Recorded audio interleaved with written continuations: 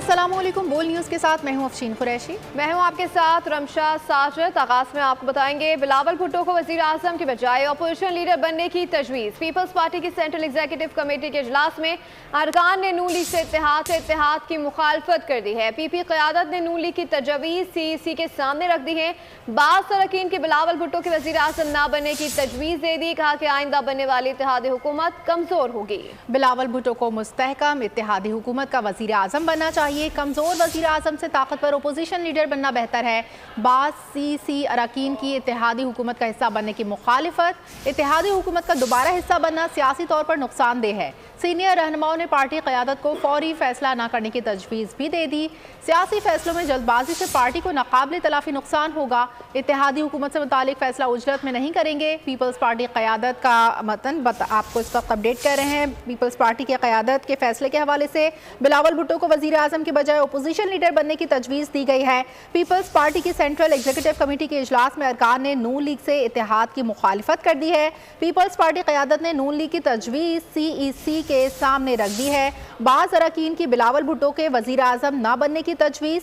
कहा आइंदा बनने वाली इत्तेहादी हुकूमत कमज़ोर होगी। बिलावल भुट्टो को मुस्तहकम इत्तेहादी हुकूमत का वज़ीर आज़म बनना चाहिए। अपोजिशन लीडर बनने की तजवीज़ दे दी गई। पीपल्स पार्टी की सेंट्रल एग्जीक्यूटिव कमेटी के इजलास में अरकान ने नून लीग से इत्तेहाद की मुखालफत कर दी है। पीपी क़यादत ने नून लीग की तजवीज़ CEC के सामने रख दी है। बाज़ अरकान की बिलावल भुट्टो के वज़ीर आज़म न बनने की तजवीज़ दे दी है। कहा कि आइंदा बनने वाली इत्तेहादी हुकूमत कमज़ोर होगी। बिलावल भुट्टो को मुस्तहकम इत्तेहादी हुकूमत का वज़ीर आज़म बनना चाहिए। कमज़ोर वज़ीर आज़म से ताकतवर अपोजिशन लीडर बनना बेहतर है। बाज़ CEC अरकान के इत्तेहादी हुकूमत का हिस्सा बनने की मुखालफत। इत्तेहादी हुकूमत का दोबारा हिस्सा बनना सियासी तौर पर नुकसानदेह है। नदीम अफजल चंद का कहना है कि ज़ाती राय है, नून लीग के साथ बैठने के बजाय अपोजिशन में बैठना चाहिए। फैसल करीम कुंडी कहते हैं वज़ीर आज़म बिलावल भुट्टो होंगे तो वरना अपोजिशन बेंचेस पर बैठने को तरजीह देनी चाहिए। अपने मंशूर पर अमल दरामद के लिए बिलावल भुट्टो का वज़ीर आज़म बनना ज़रूरी है। देखिए, पीओ पार्टी तो रिवाइव कर चुकी है। रिवाइव जब क़यादत वर्करों के दरमियान पहुंच जाए, क़यादत का और वर्कर का डिस्कनेक्शन ख़त्म हो जाए और जब हराने वालों को पीओ पार्टी को हराना पड़ जाए तो वो पार्टी तो जिंदा हो जाती है। पीओ पार्टी का वजूद है ही तो इसी लोगों को परेशानी पड़ी हुई है। मेरे ख्याल में जो जेन्युइन मैंडेट है, जिसने अवाम ने जिनको मैंडेट दिया है, उनके साथ हमें बैठना चाहिए। पाकिस्तान में उस पार्टी की CEC ने डिसाइड किया था कि बिलावल भुट्टो ज़रदारी साहब हमारे वज़ीर आज़म कैंडिडेट है और वाहिद जमात थी जिसने अपने मिनिस्टर कैंडिडेट अनाउंस किया हुआ था। हमने अपना मैनिफेस्टो दिया था और बिलावल भुट्टो ज़रदारी साहब ने जो एक अनथक कैंपेन चलाई और जिस तरीके से कैंपेन चली शायद ही किसी लीडर ने चलाई हो पाकिस्तान में। और उस मैनिफेस्टो को अगर हमने आगे जो है वो प्रैक्टिकली अडॉप्ट करना है तो उसके लिए बिलावल भुट्टो ज़रदारी साहब का वज़ीर आज़म होना बड़ा ज़रूरी है। और अगर वज़ीर आज़म नहीं होते तो फिर उसके बाद मेरी ज़ाती तजवीज़ है कि फिर हमें जो है आराम से बैठ कर आवाम की खिदमत ये तो तय है कि इत्तेहादी हुकूमत बनेगी और मजबूत बनाने के लिए राब्ते बड़े जोरों शोर से जा रहे हैं। शहबाज शरीफ टास्क के मुताबिक आज़ाद उम्मीदवारों से मिल रहे हैं। नवाज और मौलाना में राब्ता हो गया है। लीगी कायद ने हुकूमत में शमूलियत की दावत दी। मौलाना शहर इक़्तिदार पहुँच गए। चौधरी शुजात और नवाज शरीफ की मुलाकात भी कुछ दिनों में हो जाएगी। शहबाज शरीफ से अलीम खान और रौन चौधरी की मुलाकात, हुकूमत बनाने पर मुशावरत की। इंतखाबात हो गए, सबकी पार्टी पोजीशन भी वाज़े हो गई। अब हुकूमत साजी होगी जिसके लिए तमाम सियासी जमातें फुल एक्टिव चल रही हैं। बड़ी बड़ी मुलाकातें जारी हैं। नवाज शरीफ ने मौलाना फजल रहमान को फोन घुमा दिया, एतमाद में लिया, हुकूमत में शमूलियत की दावत दी। वो फौरी इस्लामाबाद पहुँच गए। JUI के ज़राए का कहना है कि मखलूत हुकूमत में शामिल होने के मामलात मौलाना पार्टी रहनुमाओं की मुशावरत से करेंगे। हुकूमत साजी में मुस्लिम लीग का भी शामिल है। ज़राए का कहना है कि नवाज शरीफ चौधरी शुजात हुसैन के पास खुद जाएंगे। इस्लामाबाद में दोनों की मुलाकात आइंदा हफ्ते होगी। हुकूमत साजी पर एतमाद में लेंगे। सदर इस्तेहकाम पाकिस्तान पार्टी अलीम खान की ओन चौधरी के हमरा मियां शहबाज शरीफ से मुलाकात। आइंदा हुकूमत साजी पर बातचीत हुई। हर बार की तरह इस बार भी MQM का हुकूमत साजी के लिए किरदार बहुत अहम है। मुत्तहदा के रहनुमाओं ने लीगी क़यादत से मुलाकात कर ली है। हुकूमत साजी पर बातचीत भी हो गई है। MQM रहनुमा शहर इक़्तिदार में मौजूद हैं। पंजाब में हमारी तादाद 146 हो गई। आज 150 की तादाद मुकम्मल कर लेंगे। सूबे में सादा अक्सरियत हासिल कर चुके। अता तारड़ का दावा, कहा चंद सियासी पार्टियों की तरफ से नताइज पर तहफ़्फ़ुज़ात का इज़हार किया गया। 20 से 25% नताइज पर कभी तकरीर नहीं की जाती। के अंदर तो हम तकरीबन सिंपल मेजॉरिटी अटेन कर गए हैं और हमारी तादाद 146 हो गई है। इसके बाद 2 सियालकोट के एमपीएस मैं भी छोड़ के आया हूँ, उधर बैठे हुए हैं मॉडल टाउन में इस वक्त। उसके बाद 148 हो जाएगी और 2 एमपीएस साहिबान रस्ते में हैं। आज हम इंशाल्लाह ताला 150 का पंजाब में फिगर क्रॉस करके सिंपल मेजॉरिटी अल्लाह ताला के फजल से अटेन कर लेंगे। मुस्लिम लीग नून जो है वो वफाक में भी और पंजाब के अंदर भी सिंगल लार्जेस्ट पार्टी बन के उभरी है। इलेक्शन के नताइज के हवाले से जो अभाम पैदा किया गया चंद सियासी पार्टियों की तरफ से, आपने हतमी राय कायम करने की कोशिश की और ये तासुर देने की कोशिश की कि शायद कोई एक सियासी जमात जो है वो बाकियों से आगे है। महज 20 से 25% नताइज के ऊपर कभी भी तकरीर नहीं की जाती।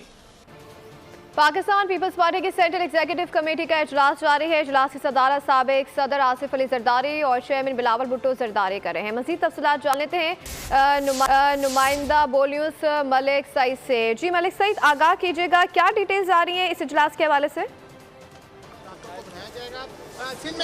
जी बिल्कुल, मुल्क में इंतखाबात का अमल मुकम्मल हो चुका है, पार्टी पोजीशन वाज़ेह हो चुकी है और मैंडेट आवाम को किसने दिया ये सब चीज़ें अब सामने आ चुकी हैं। लेकिन एक चीज़ जो सामने ज़ाहिर है वो ये है कि पीपल्स पार्टी के बगैर कोई भी जमात हुकूमत नहीं बना सकेगी। पाकिस्तान पीपल्स पार्टी की क़यादत जो है आसिफ अली जरदारी और बिलावल भुट्टो जरदारी की सदारत जो है वो सेंट्रल एग्जीक्यूटिव कमेटी का इजलास चल रहा है। सेंट्रल एग्जीक्यूटिव कमेटी के इजलास में शोहदाए जमहूरियत के लिए जो है वो फातह खानी की गई, जिसके बाद पार्टी क़यादत की जानिब से जो है मुस्लिम लीग नून की क़यादत से होने वाली मुलाकातों के हवाले से जो है वो पार्टी अरकान को एतमाद में लिया गया। इसके अलावा जो CEC के इजलास में जो है मईशत, सियासत और मुल्क की हालिया जो सूरत हाल है इस पर तबादला ख्याल किया गया। पार्टी अरकान की जानिब से मुल्क में होने वाले आम इलेक्शन के हवाले से अपने जो मुख्तलिफ आरा हैं उसका ज़ाहिर किया गया। इसके अलावा जो है पार्टी क़यादत ने जब मुस्लिम लीग नून के साथ होने वाली मुलाकातों के हवाले से आगाह किया तो उसके साथ साथ ही जो है ना पीपल्स पार्टी के अरकान की जानिब से मुस्लिम लीग नून के साथ जो है वो इत्तेहाद के हवाले से ज़राए के मुताबिक तफज़ात का इज़हार किया गया। और पीपल्स पार्टी ज़राए का यही बताना है कि अक्सरियत अरकान की यही राय थी कि पीपल्स पार्टी जो है वो एक कमज़ोर हुकूमत का हिस्सा बनने की बजाय मजबूत अपोजिशन बन जाए। बिलावल भुट्टो जरदारी जो है वो वज़ीर आज़म अगर नहीं बन सकते तो अपोजिशन का हिस्सा बने और ये इसके लिए बेहतर होगा। इसके अलावा जो है पार्टी की जानिब से मुख्तलिफ आरा ज़ाहिर की गई कि अगर हुकूमत में हमें बैठना भी है तो हम वजारतें जो है वो कबूल ना करें। ज़राए के मुताबिक इजलास में जो है पार्टी अरकान की जानिब से क़यादत पर मुकम्मल एतमाद का इज़हार करते हुए तमाम मामला क़यादत पर छोड़ दिए हैं कि हतमी फैसला वही करेगी। CEC का इजलास अभी जारी है। बोलियूस मलिक सईद अवान अपडेट कर रहे थे। आम इंतखाबात में नाकामी पर जहांगीर तरीन ने सियासत छोड़ने का ऐलान कर दिया। इस्तेहकाम पाकिस्तान की चेयरमैनशिप भी छोड़ दी। सिराजुल हक ने अमीर जमात इस्लामी के ओहदे से इस्तीफ़ा दे दिया। अलीम खान जहांगीर तरीन के फैसले पर अफसोस का इजहार करते हुए कहते हैं कि जहांगीर तरीन का किसी भी हुकूमत में होना उस हुकूमत के लिए एजाज़ की बात है। आम इंतखाबात 2024 में बड़े बड़े बुर्ज उल्टे, साथ ही लोगों की सियासत का उरूज भी गुरूब हो गया। जहांगीर तरीन ने आम इंतखाबात में शिकस्त पर पार्टी की चेयरमैनशिप छोड़ी और साथ ही सियासत छोड़ने का ऐलान भी कर दिया। अपने ट्वीट में इलेक्शन में हिमायत करने पर शुक्रिया और मुखालिफ उम्मीदवार को मुबारकबाद पेश की। उन्होंने कहा, मैं पाकिस्तानी अवाम की मर्जी का बेपनाह एहतराम करता हूँ, इसलिए मैंने IPP के चेयरमैन के ओहदे से इस्तीफा देने और सियासत से यकसर किनारा कशी इख्तियार करने का फैसला किया। सिराजुल हक ने भी अमीर जमात इस्लामी पाकिस्तान के ओहदे से इस्तीफा दे दिया। उन्होंने कहा कि बतौर अमीर जमात इस्लामी कामयाबी हासिल नहीं कर सका, इलेक्शन में शिकस्त की जिम्मेदारी कबूल करता हूँ। भरपूर कोशिश और मेहनत के बावजूद इंतखाबात में मतलूबा कामयाबी नहीं दिला सका, इसलिए अपने ओहदे से इस्तीफा देता हूँ। अमीर जमात इस्लामी के इस्तीफे के बाद सेक्रेटरी जनरल ने शौरा का इजलास 17 फरवरी को सुबह 10 बजे मंसूरा में तलब कर लिया, जिसमें अमीर के इस्तीफे और इंतखाबात के बाद की सूरत हाल का जायजा लिया जाएगा। इंतखाबात के बाद हुकूमत साजी की सूरत हाल दिलचस्प के साथ साथ कदर पेचीदा भी हो गई है। इलेक्शन के नताइज के बाद 3 सियासी कुव्वतें सामने आई हैं। सबका दावा है कि वफाक में हुकूमत साजी उनका हक है। इस बारे में नंबर गेम्स क्या कहते हैं, देखते हैं इस रिपोर्ट में। इंतखाबात के बाद मुल्क की तीनों बड़ी जमातें हुकूमत बनाने के लिए गौर फिक्र में हैं। हर कोई चाहता है कि ऐसी हुकूमत बनाए जिसमें दूसरी जमात को शामिल ना करना पड़े, यानी सदर, स्पीकर, चेयरमैन सेनेट और अहम वजारतें ना देनी पड़े। मुस्लिम लीग नून सबसे बड़ी सियासी जमात की हैसियत से अगर पीपल्स पार्टी के बगैर हुकूमत बनाती है तो उसे क्या करना होगा, आइए जायजा लेते हैं। नंबर गेम के मुताबिक मुस्लिम लीग नून के पास अपनी MQM और दीगर इत्तेहादियों को मिलाकर 100 नशिस्तें बदली हैं। इन्हें 134 का हिस्सा अबूर करने के लिए मजीद 34-35 लोगों को अपने साथ मिलाना होगा। अब तक कौमी असम्बली के 4 आजाद उम्मीदवार नून लीग की झोली में गिर चुके हैं। N189 से सरदार शमशेर खान मजारी, N54 से बैरिस्टर अकील मलिक, N48 से राजा खुर्रम नवाज और N253 से मियां खान बुगटी उस लीगी बस में सवार हो चुके हैं जो पार्लियामेंट की जानिब रवां दवा है। नून लीग ने दावा किया है कि हल्का N146 से पीर ज़हूर हुसैन कुरैशी भी इनकी पार्टी का हिस्सा बन चुके हैं। आजाद उम्मीदवारों की शमूलियत से मुस्लिम लीग नून नंबर गेम के एतबार से भी ऐवान की सबसे बड़ी जमात बन जाएगी। अगर नून लीग तहरीक इंसाफ की हिमायत से जीतने वाले आजाद उम्मीदवारों की मतलूबा तादाद अपने साथ मिलाने में कामयाब हो गई तो इन्हें पंजाब में हुकूमत बनाने में और भी आसानी होगी। जिस हल्के का MNA नून लीग में शामिल होगा वो अपने साथ बाआसानी 1-2 MPA भी शामिल कर लेगा। पंजाब में मुस्लिम लीग पहले ही अक्सरियती जमात है, लिहाजा यहाँ इन्हें हुकूमत साजी में किसी तरह की मुश्किलात का सामना नहीं होगा। अभी तक पंजाब में PP 240 से सोहेल खान और PP 48 से खुर्रम वर्ग नून लीग में शामिल हुए हैं, जबकि दीगर आजाद उम्मीदवारों के साथ राब्ते जारी हैं। अगर वफाक और पंजाब में मुस्लिम लीग नून की मजबूत हुकूमत हुई तो मईशत का पहिया एक बार फिर चल पड़ेगा, क्योंकि माजी में तरक्याती मंसूबे पार्टी की पहचान रहे हैं। 90 की दिहाई में मोटरवेज की तामीर हो या 2013 में CPEC का आगाज, लोड शेडिंग का खात्मा हो या पीली टैक्सी और लैपटॉप स्कीम, लीगी अदवार में मेट्रो बसें, ऑरेंज ट्रेन, अंडरपास और सड़कों की तामीर के बड़े मंसूबे पाए तकमील को पहुँचे और इस सफर का आइंदा भी जारी रहना मईशत की अहम जरूरत है। परवेज खटक का कहना है कि मैंने पार्टी चेयरमैनशिप से इस्तीफा दिया, ना ख्वाहिशमंद हूँ। बोल न्यूज़ के प्रोग्राम तज्जिया में गुफ्तगू करते हुए PTI पार्लियामेंटेरियंस के सरबराह ने कहा कि सियासत छोड़ने का कोई इरादा नहीं, अवामी मैंडेट को तस्लीम करना चाहिए। ना सियासत छोड़ी। जिस तरह से आप सियासत कर रहे थे इलेक्शन से पहले वही सिलसिला चलता रहेगा इंशाल्लाह, जैसे पहले थी वैसे जारी रहेगी। इलेक्शन में हार जीत होती है, कौन सी बड़ी बात है। पहले भी हम हारे जीते हैं, कोई पार्टियां हारती थी जीती थी, लेकिन सियासत ना मैंने छोड़ी है और ना कोई इस्तीफा दिया और अपनी जदोजहद जारी रखूँ। मैं लोगों ने वोट दिया, बस इसमें मैं क्या कह सकता हूँ, लोगों का फैसला है। लोगों ने जो फैसला करना तो उन्होंने कर दिया, हमने तो अपनी जदोजहद जारी रखनी। इसमें मुझे किसी चीज़ पे एतराज़ नहीं है, लोग अपना फैसला करते हैं, वोट दिया जिसको दिया अच्छा किया, जो वो बेहतर समझते थे इस वक्त वो कभी तो चेंजेस आती रहती हैं, कभी एक की कभी दूसरी, कौन सी बड़ी बात। अच्छा सयाद साहब, आज ही हमने पहले जहांगीर तरीन साहब के इस्तीफे की खबर सुनी, उन्होंने सियासत को खैरबाद कह दिया। फिर हमने सिराजुल हक साहब के इस्तीफे की खबर सुनी, उन्होंने अपना ओहदा छोड़ दिया। ये उनकी मर्जी है, उनसे पूछ लें प्लीज़, मुझे कुछ नहीं पता। ये उनकी अपनी मर्जी है, फैसला उन्होंने किया। मैंने कोई फैसला नहीं किया सियासत छोड़ने का या इस्तीफा देने का, गलत खबर है। JDS सरबराह पीर पगारा ने इलेक्शन नताइज को मुस्तरद कर दिया। मीडिया से गुफ्तगू में कहा कि जो इलेक्शन हुआ बदतरीन हुकूमत के बाद भी ये नताइज आए। पूरा सिंध जरदारी को देना था तो हमें क्यों 2 सीटें दी हैं, ये भी वापस ले लें। मुझे कहा गया कि जरदारी के साथ अलायंस कर लो, फंक्शन लीग को सीटें मिल जाएंगी। GDA के सामने 0, MQM के सामने 15 लिखा हुआ है। इस इलेक्शन को तो हम लोग GDA वाले कबूल करते ही नहीं, रिजेक्ट करते हैं। जरदारी साहब के साथ अलायंस कर लो, अपनी सीटें निकाल लो, GDA को भूल जाओ। तो अब जब फैसला हो ही गया था कि पूरा सिंध पीपल्स पार्टी को देना है, तो लिहाजा ये दोनों भी हमें छोड़नी पड़ेगी, इस पे भी जरदारी साहब के लोग आ जाएंगे। कहा तो फिर सुन लो, GDA के सामने 0 लिखा हुआ है, MQM के सामने 15+ लिखा हुआ है। ना इज्जत मिले ना इंसाफ मिले तो लोग क्या करें, कानून हाथ में लेंगे। हम कानून हाथ में लेने ही नहीं चाहते। हम अपनी एक इज्जत से पब्लिक का जो हम पे प्रेशर है कि एहतजाज तो करो, एहतजाज करेंगे तहजीब के दायरे में रहते हुए, कानून के मुताबिक, ये हमारा हक है। लाहौर से खबर दें, अकबरी मंडी में सिलेंडर के गोदाम में आग लग गई है। फायर ब्रिगेड की 13 गाड़ियां आग बुझाने में मसरूफ हैं। 35 रेस्क्यू एहलकार फायर ऑपरेशन में मसरूफ हैं। आपको इस वक्त अपडेट कर रहे हैं लाहौर से, जहां अकबर मंडी में सिलेंडर के गोदाम में आग लग गई है। मजीद तफसीलात जानते हैं बोल न्यूज़ के नुमाइंदे खुर्रम मलिक से। खुर्रम मलिक, बताइएगा इस वक्त ताज़ा तरीन क्या सूरत हाल है? बिल्कुल, अकबरी मंडी में सिलेंडर के गोदाम में आग लगने का वाकया जो सामने आया है। रेस्क्यू की 13 गाड़ियां आग बुझाने में मसरूफ हैं। रेस्क्यू के मुताबिक 35 रेस्क्यू एहलकार फायर ऑपरेशन में जो है मसरूफ हैं, जबकि रेस्क्यू की जानिब से कहा जा रहा है कि आग पर जो है वो जल्द काबू पा लिया जाएगा। लेकिन आग की शिद्दत जो है वो बहुत ज्यादा है, क्योंकि सिलेंडर का गोदाम है और गैस वहाँ पर जो है सिलेंडर के जो गैस सिलेंडर है वो बहुत ज्यादा बड़ी तादाद में उस गोदाम में पड़े थे, जिसकी वजह से ये आग जो है वो एक सिलेंडर को लगी और उसके बाद आग ज्यादा होते होते तमाम सिलेंडर को जो है वो लपेटने में ले लिया है। लेकिन इस वक्त रेस्क्यू की अमला। अच्छा खुर्रम मलिक, ये बताइएगा इस आग लगने की वजह से कोई जानी नुकसान तो नहीं हुआ है?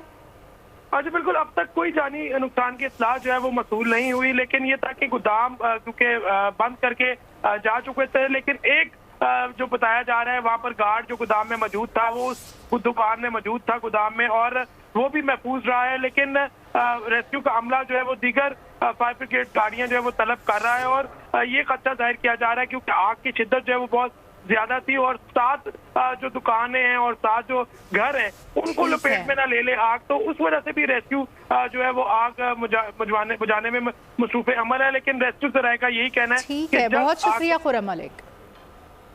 आगे बढ़े, आपको बताएं कि इलेक्शन कमीशन ने इंतखाबात में धांधली के इल्जामात को यकसर मुस्तरद कर दिया। अलामी में कहा कि मुश्किलात और मसाइल के बावजूद 8 फरवरी को इंतखाबी अमल पुरान और मुनज़्ज़म रखने में कामयाब रहे। 2018 इंतखाबात का पहला नतीजा अगले रोज सुबह 4 बजे मौसूल हुआ था। इस मरतबा पहला नतीजा रात 2 बजे मौसूल हुआ। इस बार नताइज 1.5 दिन में मुकम्मल किए गए। 2018 में 3 रोज लगे थे। धांधली का शोर, शफाफ इंतखाबात पर जोर, इलेक्शन कमीशन ने इल्जामात को मुस्तरद कर दिया। इलेक्शन कमीशन ने एलामिया में कहा 8 फरवरी को इंतखाबी अमल पुरअमन और मुनज़्ज़म रखने में कामयाब रहे। इस अमल को कामयाबी से पाए तकमील तक पहुँचाया। EMS ने आरोज के दफातर में तसल्ली बख्श काम किया। मोबाइल सर्विस की बंदिश से प्रिजाइडिंग अफसरान इलेक्ट्रॉनिक डाटा भेजने से कासिर रहे। मोबाइल सर्विस की बंदिश ने बुरी तरह मुतासिर किया। इलेक्शन कमीशन हुकाम ने एलामिया में 2018 के इंतखाबात का जिक्र किया। कहा उस वक्त पहला नतीजा अगले रोज सुबह 4 बजे मौसूल हुआ था। इस मरतबा पहला नतीजा रात 2 बजे मौसूल हुआ। कुछ हलकों के अलावा इंतखाबात के नताइज 1.5 दिन में मुकम्मल किए गए। 2018 के इंतखाबात में नताइज की तकमील में 3 रोज लगे थे। कुछ हलकों में नताइज की ताखीर से किसी मखसूस सियासी जमात को फायदा या नुकसान नहीं पहुँचा। 2024 के आम इंतखाबात कई एतबार से मुख्तलिफ रहे। हिस्सा लेने वाले खवातीन उम्मीदवारों का नया रिकॉर्ड कायम हुआ। कौमी असम्बली की नशस्तों के लिए 312, सूबाई असम्बली की नशस्तों के लिए 570 खवातीन ने बतौर उम्मीदवार हिस्सा लिया। मुल्क की तारीख में पहली बार KP और बलूचिस्तान से मुतादिद खवातीन इलेक्शन के लिए मैदान में उतरी, जिनमें से 12 खवातीन ने कामयाबी अपने नाम की। जिंदगी के मुख्तलिफ शोबेजात में खवातीन की भरपूर शिरकत। जनरल इलेक्शन में भी सिंध पे नाजुक पेश रहीं। इंतखाबी मराहिल के तमाम सर्दो गर्म से गुजर कर 12 खवातीन कौमी असम्बली पहुँची। मुल्क की पार्लियामेंट का हिस्सा बनने वालों में 5 आज़ाद उम्मीदवार, मुस्लिम लीग नून की 4, पीपल्स पार्टी की 2 और 1 का ताल्लुक MQM से है। आज़ाद उम्मीदवार शानदाना गुलजार ने NA 30 से मैदान मारा। NA 67 से आज़ाद उम्मीदवार अनीका मेहदी फाते रहीं। नून लीग के टिकट पर नौशीन इफ्तिखार NA 73 से मुंतखब हुई। NA 112 से शजरा मनसब ने इलेक्शन जीता। मरियम नवाज ने NA 119 का इंतखाबी दंगल अपने नाम किया। NA 156 से आयशा नजीर जट सबसे आगे रही। मुस्लिम लीग नवाज की तहमीना दौलताना ने NA 158 पर कामयाबी हासिल की। NA 185 पर जरताज गुल ने हरीफों को पीछे छोड़ा। NA 202 पर PP की नफीसा शाह ने फतह का झंडा गाड़ा। NA 209 पर शाजिया मरी फाते रही। NA 232 पर MQM की आसिया इसहाक की किस्मत का सितारा चमका। हाफिज तैमूर रहमान से असम्बली में अपनी सीट से दस्तबरदार हो गए। कहा कि PS 29 की सीट वापस कर रहा हूँ। उस पर आज़ाद उम्मीदवार सैफ भारी जीते हैं। जो जीता है उसे जीतने दो, खैरात की सीट नहीं चाहिए। न्यूज़ कॉन्फ्रेंस में कानूनी जंग लड़ने का ऐलान कर दिया। कहा कि इलेक्शन कमीशन ने कौम के 30 अरब रुपए ज़ाया कर दिए। मैंने एक बात बहुत वाज़े तौर पर कही थी कि जमात इस्लामी को एक वोट भी इजाफी नहीं चाहिए, और जमात इस्लामी का अगर कोई एक वोट भी नाजायज तरीके से आएगा और हमें नाजायज तरीके से अगर कोई हमें लॉलीपॉप देके जिताना चाहेगा तो हम वो कबूल नहीं करेंगे। मेरी सीट पे जो PS 129 है उस पे मेरे वोट शो किए गए फॉर्म 47 जो इलेक्शन कमीशन ने जारी किया वो शो किए गए हैं 26,000, जबकि एक्चुअली मुझे 30,464 वोट मिले हैं। लेकिन मुझसे ज्यादा वोट आजाद उम्मीदवार जो PTI के हैं उनको मिले। और मैं इतना ज़र्फ रखता हूं कि मैं इस बात का ऐलान करता हूं कि PTI वहां पर उसका हिमायत याफ्ता आजाद कैंडिडेट जीता है और मैं इस सीट को अवेल नहीं करूंगा। मैं इस सीट को अवेल नहीं करूंगा। मैंने कौम से वादा किया था, मेरी जमात ने वादा किया था कि हम एक वोट भी इजाफी नहीं चाहते। इस्तेहकाम पाकिस्तान पार्टी की रहनुमा फिरदौस आशिक अवान ने पुलिस एहलकार को थप्पड़ मारने पर समाअत के दौरान माफ़ी मांग ली। साबिक वज़ीर इत्तलात फिरदौस आशिक अवान के खिलाफ केस की समाअत इलेक्शन कमीशन में हुई, जिसकी समाअत 2 रुकनी मेंबर कमीशन ने की। दौरान समाअत फिरदौस आशिक अवान ने पुलिस एहलकार पर ठप्पे लगाने का इल्ज़ाम आयद किया। उन्होंने कहा कि जब मैं वोट कास्ट करने गई तो एहलकार ठप्पे लगा रहा था। प्रिजाइडिंग अफसर से शिकायत की लेकिन किसी ने मेरी बात नहीं सुनी। जबकि समाअत के दौरान फिरदौस आशिक अवान ने इलेक्शन कमीशन से माफ़ी मांग ली। इलेक्शन कमिश्नर फिरदौस आशिक अवान को 15 फरवरी तक तहरीरी जवाब जमा कराने का हुक्म देते हुए समाअत मुलतवी कर दी। जमात इस्लामी का नया सरबराह कौन, 3 नामों में टाकरा पड़ गया। सिराजुल हक के साथ लियाकत बलोच और हाफिज नईमुर रहमान का नाम भी शामिल है। अरकान इन तीनों के अलावा किसी और रुकन के लिए भी राय दे सकते हैं।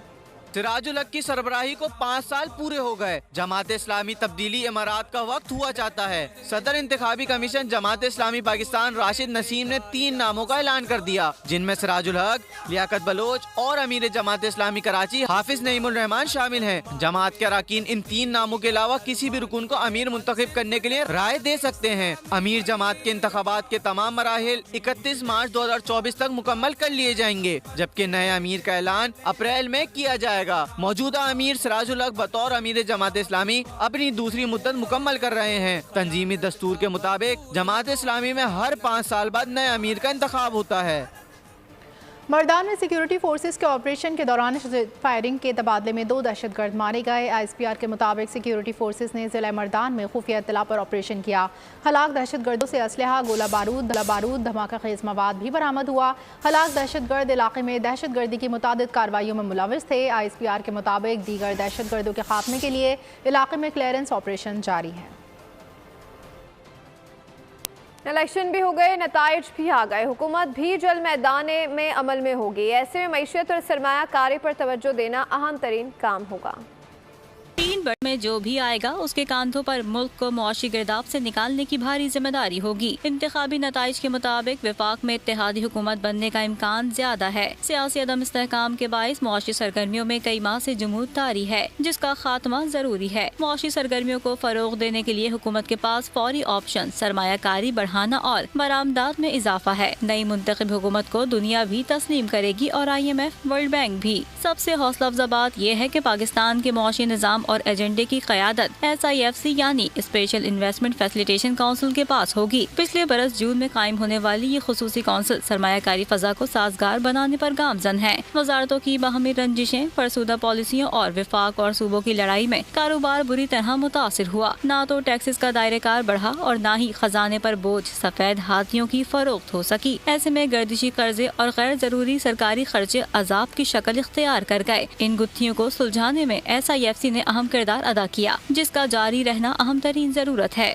बैरूनी सरमायाकार इसी फोरम पर एतमाद करते हुए पाकिस्तान में सरमाया लगाने का इरादा रखते हैं। अगर ये सिलसिला चलता रहा तो जल्द पाकिस्तान मुआशी गिरदाव से निकलकर तरक्की की शहरा पर दौड़ने लगेगा। PIA और डिस्कोस समेत खसारे में डूबे तमाम इदारों की निजकारी होगी, जिसकी मदद से ये फाल होकर अपने पैरों पर खड़े होंगे। कॉर्पोरेट इस्लाहात समेत टैक्सेस और कस्टम्स के निजाम को जदीद खतूत पर इस्तेमाल किया जाएगा। कारोबार चलेगा तो रोजगार मिलेगा और महंगाई कम होगी। मईशत तवाना होगी तभी पाकिस्तान मजबूत होगा। इलेक्शन के हवाले से लगने वाले सारे इल्जामात न सिर्फ गलत साबित हुए बल्कि मजमूई तौर पर अमन अमान बरकरार रहा, जिसका सहरा पाक फौज के सर जाता है। अब सियासी जमातों की जिम्मेदारी है कि वो इल्जाम तराशी से हटकर जमहूरियत को परवान चढ़ाएं और इदारों के साथ महाजराई से गुरेज करें। उम्मीद है कि अब पार्लियामेंट का हिस्सा बनने वाली जमातें इंतखाबी तनाज़ुआत से बालातर होकर हुकूमत साजी पर तवज्जो देंगी और कौम के मैंडेट के मुताबिक मुल्क को आगे लेकर चलेंगी। लाहौर हाई कोर्ट ने जिन्ना हाउस पर हमले में गिरफ्तार 20 मुलजिमों की जमानतें मंजूर कर ली। मुलजिमान पर थाना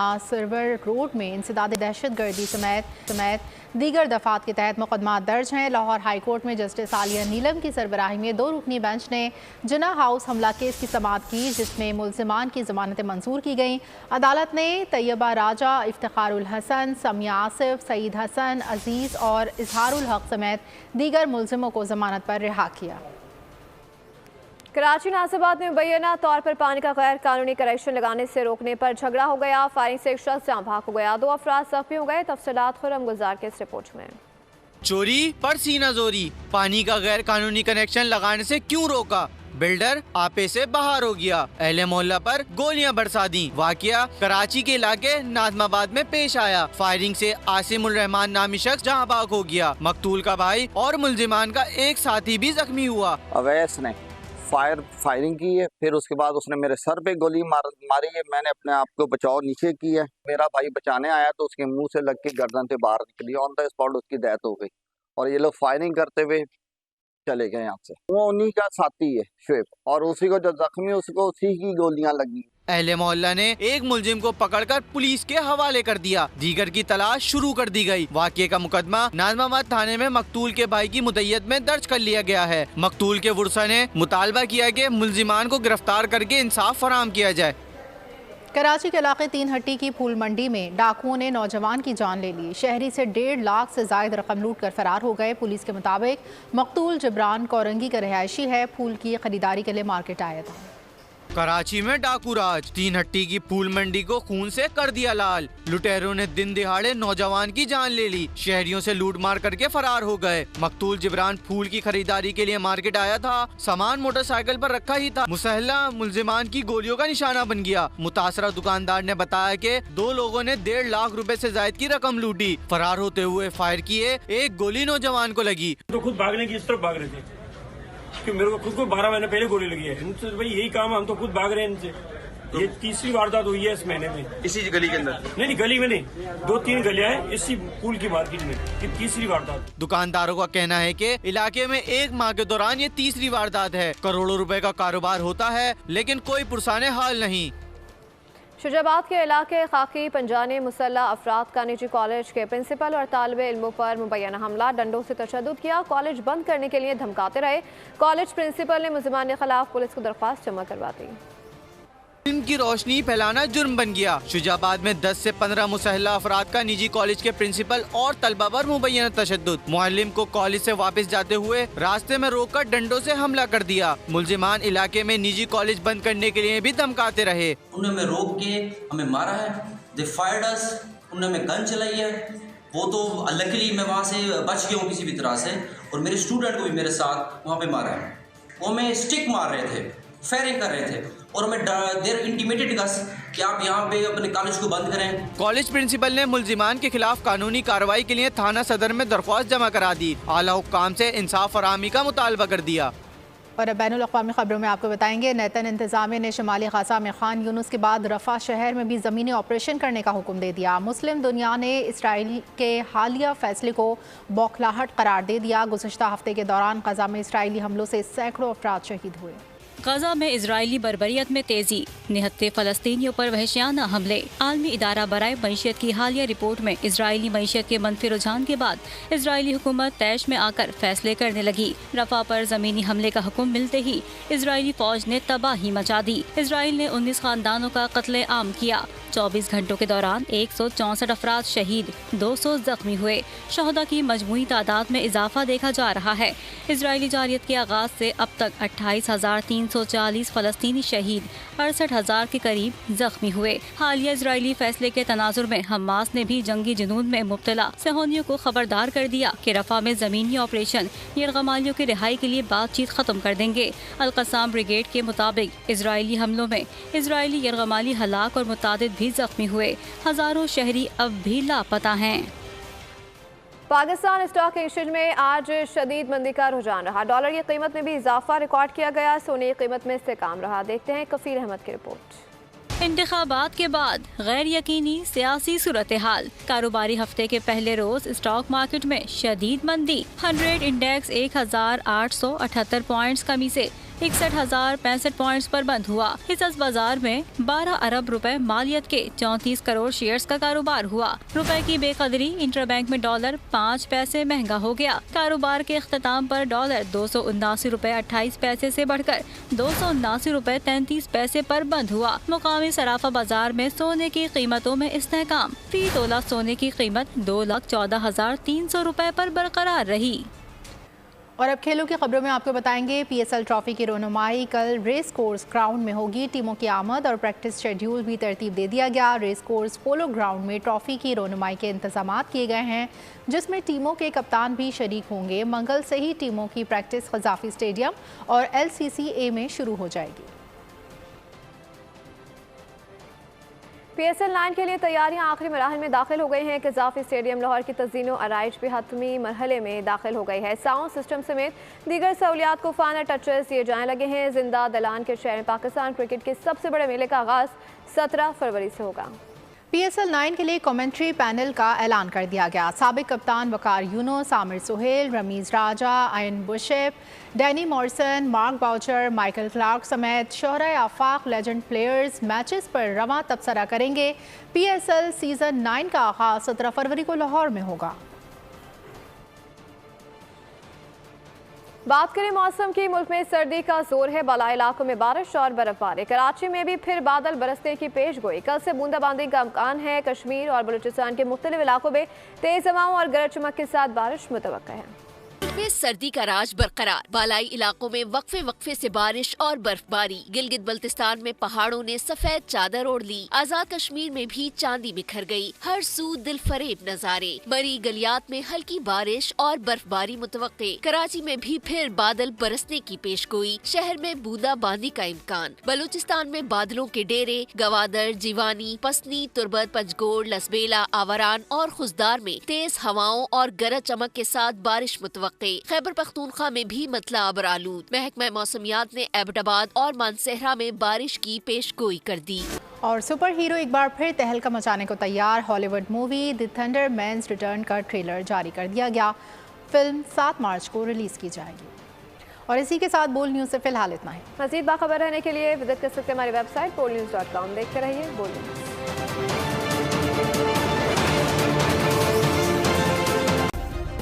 सब्सक्राइब करें और बेल दबाएं ताकि कोई खबर रह न जाए।